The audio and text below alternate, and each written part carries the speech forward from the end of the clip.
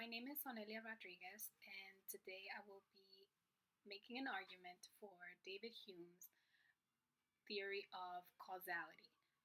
Basically, his theory is questioning the fact why there must be a cause to everything that we know. Um, there is a theory that we believe that things are created because they have a cause. Well, his counter argument is if something wanted to exist, then it would just create a cause and therefore create itself and multiply itself. There are two arguments that he makes on his definition of a cause. One of them being that an object precedent contiguous to another, and where all objects resembling the former are placed in like relations of precedency and contiguity to those objects that resemble the latter. Sorry, and then the other um, argument, definition that he makes is that an object precedent and contiguous to another, and so united with it that the idea of one determines the mind to form the idea of the other, and the impression of the one to form a more lively idea of the other. Which basically the first definition is basically saying that an object is followed by another, and where all objects are similar for the first to the first are followed by objects similar to the second. Then the second one is stating that if the object has not been the second would have never existed, based on the connection created by our imagination of cause and effect.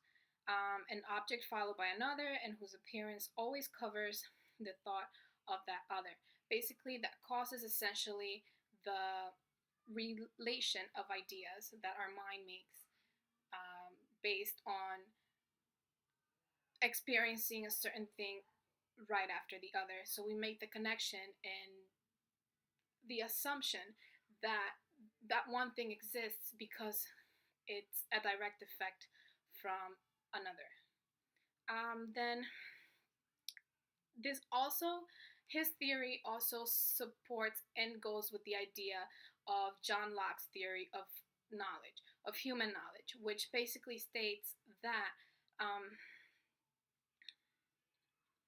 when humans are born, our mind is blank. So it's like a blank slate, and then it's filled with ideas that are based on experience and what we experience in the world through our senses. So that being said, our knowledge is only limited to human experience and what we see in the human world. So there are many gaps and many things that we don't know, and we can't base our facts on the fact that we experience something, since our knowledge and our experience does not go beyond human experience. John Locke always also goes on to say that the connection of agreement and disagreement of ideas that humans form base our knowledge as well. So our knowledge does not extend beyond the scope of human ideas. And since knowledge is limited to experience, and we don't experience everything in the world, our knowledge is compromised. So Hume Hume's argument or point is that we experience the world conditioned by the world. And there's another philosopher, Immanuel Kant, who tried to approach Hume's ideas, but in a different way. His reasoning was that we experience the world conditioned. Our experience of the world is conditioned by the mind, not by the world. Um, he says the reason though it be, it must be nonetheless exhibit an empirical character. For every cause presupposes a rule, according to which certain appearances follow as effect, and every rule requires uniformity in its effects. So the mind via understanding applies experience categorically, and universally to every judgment of objects of sense. Naturally, there are many arguments that counter David Hume's question to cause. Obviously, anybody who believes there is a cause to the universe, or there is a cause to life, or a cause to anything is against this argument that Hume makes. Thomas Aquina actually makes a very known argument amongst philosophers the for the cause theory. One of the premises of his argument is that there's an efficient cause for everything. Nothing can be efficient. Nothing can be the efficient cause of itself. Second is that it is not possible to regress to infinity in efficient causes. And third, there's to take away the cause is to take away the effect. And fourth, if there be no first cause, then there will be no others. But there are many objections to this, and it's actually very flawed, because if we just think about the first premise, God is something. So if God is something, it must have a cause. So something must have caused God. Perhaps causes run through time like a circle. Perhaps it's like a Rosetta of cards that has no first and no bottom card. I like, for example, it just means that there is no beginning and no end. Third, since the causes are proportionate to the effect, the deity must be as finite as the universe is finite. So if the universe is not infinite, that means God isn't infinite as either. And also, if the first premise is true, it seems as if miracles would not would be ruled out, because a miracle does not have a cause. So for that reason, and for me finding this argument so flawed, I do go towards Hume and his question for our assumption of things having a cause for them to exist. It just because a husband is married to a wife, it does not follow that a man has to be married. So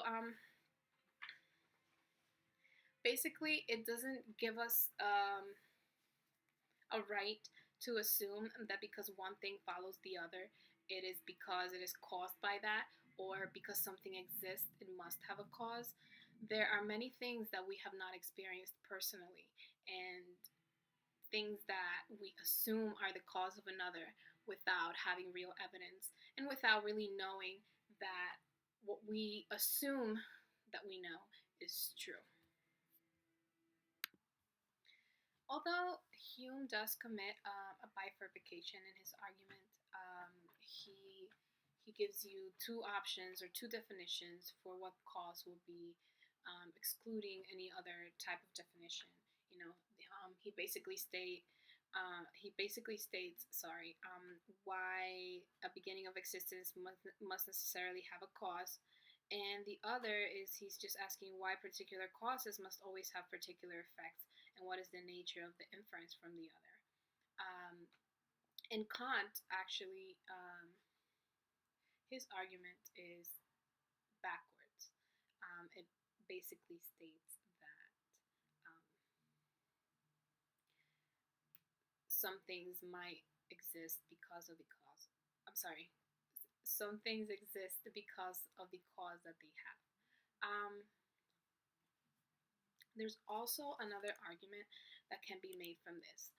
People that usually assume that there is a cause to the world, or to the universe, or to anything, say that it is impossible to continue backwards to infinity with causes. Therefore, there must have been a first cause, which was not conditioned by any other cause, and that cause must be God. But if you allow one thing to exist without a cause, then you contradict your own premise. And if you do, there is no reason why the universe should not be the one thing that exists or originates without cause. If you excuse God as being the one thing that doesn't need a cause, then you basically have to allow other things, and presumably the world, or the universe to have no cause as well. You can't really exclude whatever you deem appropriate or necessary to prove your point and say that God exists without a cause, but everything else has to have a cause. I do believe that Hume makes a great argument on this and questioning our necessity to have a cause for things to exist. He also makes a priori argument where he says, well, we know that the 6 squared is 36, but saying that 3 times 5 equals half of 30 is making some sort of unnecessary relationship between 3 times 5, the answer of 3 times 5 and 30, when there was no real relationship there. It was just introduced by the, stating the answer that way. So I believe that Hume makes the best argument, in my opinion, of causality. He does. He makes us think and makes us really question why we have to assume certain things when we really have no knowledge, no 100% answer to the question. So it is better to just say that we don't know for sure, or that there is no cause, because I believe it is easier to just not assume that there is a cause and just presume that things happen and they just exist and come into existence because um, they do, not because they're here for a reason or because they came into existence because we have some sort of effect or they want to cause some sort of effect. So basically, maybe that would mean that we have to have things come into existence because they need to. Basically, I think that if we think that way, then we think that things need a cause and things would just create itself and create a cause for themselves and just come into existence.